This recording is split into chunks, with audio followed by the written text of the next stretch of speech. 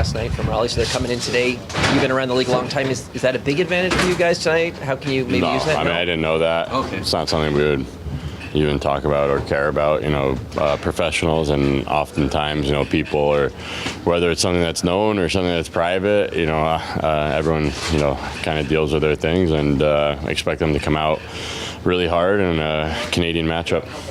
For you, I mean, Nick, after the game the other night, was talking about coming in after a scratch, being motivated, wanting to show his fresh legs. Like, what's your mindset coming into this one?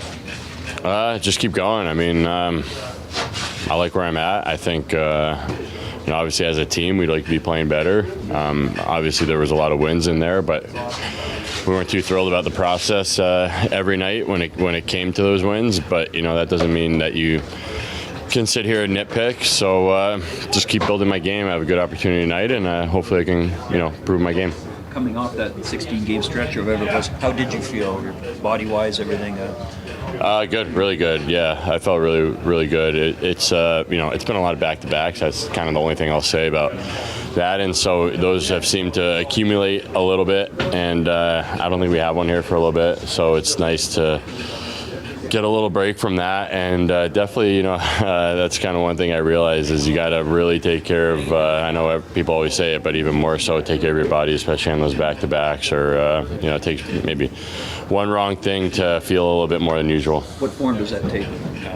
I guess individually it's different, but with the training staff here, what form does that take? Taking care of your body? A whole lot of stuff. I mean, everyone has their own routine, and there's a lot of modalities and treatment people here, and then obviously sleep and nutrition and hydration is most important, and here they monitor everything, so you have no excuse not to be optimal in those situations, and that's the time when you really want to utilize that staff. William gets off the schneid the other night. What do you think that will do for him moving forward here? I mean, it's no secret he's one of the most dynamic players in the world, and you even if it's not going in, he's a threat every time he's on the ice, and the way he can skate, he can hold on to pucks.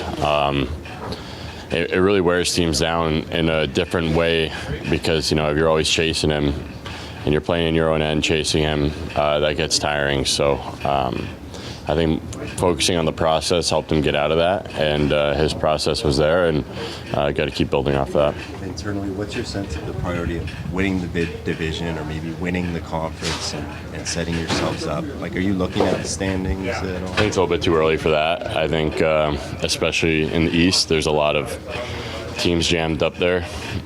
So it's definitely, in my mind, too early to look at that.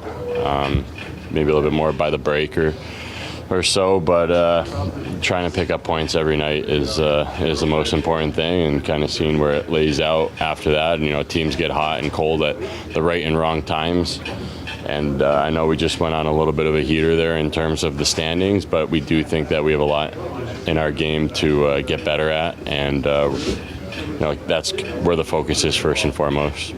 Greg Loftus spoke about the importance of rush defense. How do you guys what's your assessment of the rush defense been like, and where are the areas for improvement? Off the top of my head, I would say it definitely starts in the offensive zone.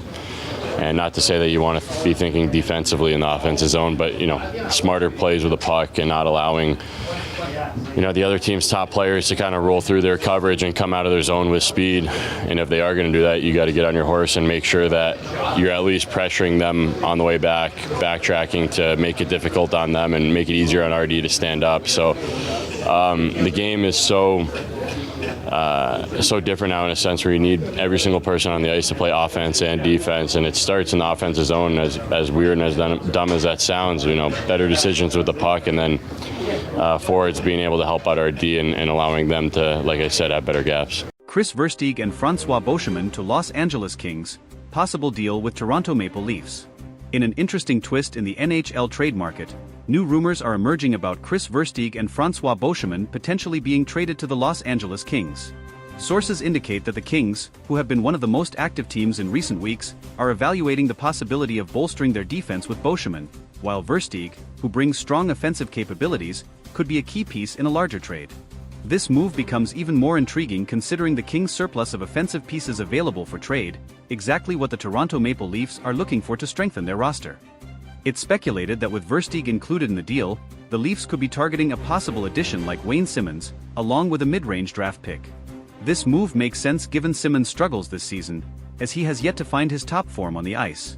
To add more drama to the trade talk, there are even whispers that veteran defenseman Tomas Kaberle could be included, opening the door for a potential pursuit of Brayden Schenn.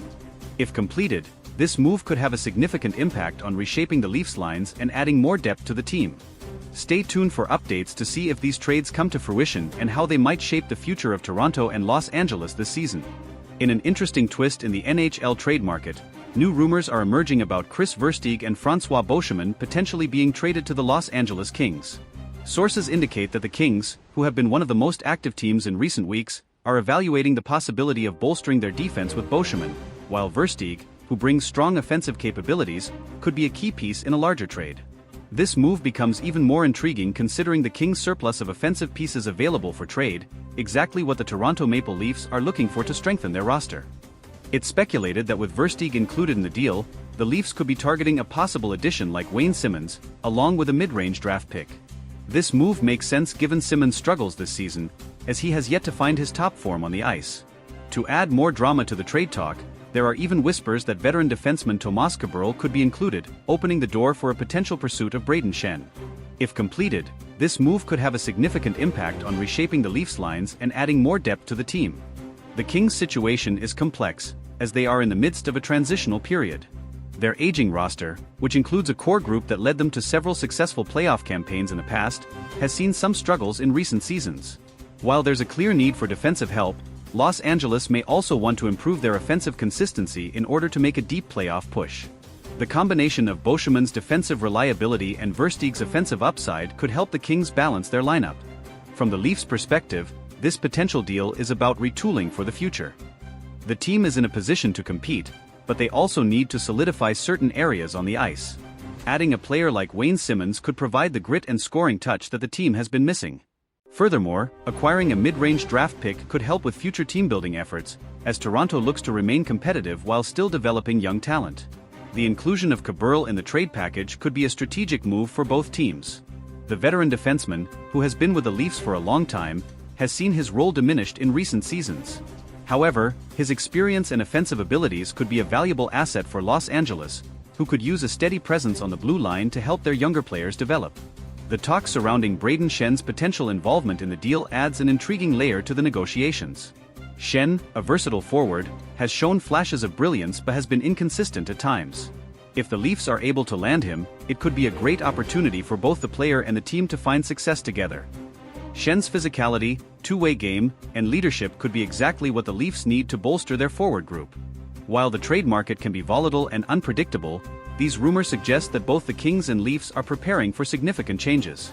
For Toronto, this could mark the beginning of a new era, with a focus on adding more experience and depth.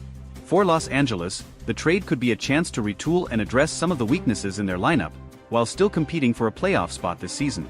Of course, as with any trade rumors, it's important to remember that these discussions are fluid and can evolve quickly.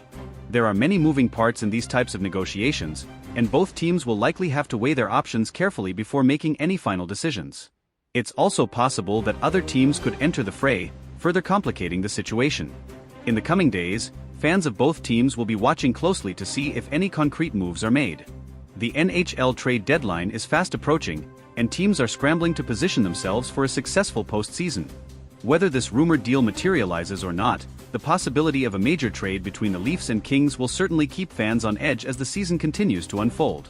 The trade talks involving Versteeg, Beauchemin, and potentially Simmonds or Schenn highlight the delicate balance that NHL teams must strike between immediate success and long-term growth. Both the Leafs and Kings are trying to find that balance, and this rumored deal could ultimately serve as a defining moment for both franchises. Only time will tell if these discussions lead to a significant trade that changes the course of their seasons. As the trade deadline approaches,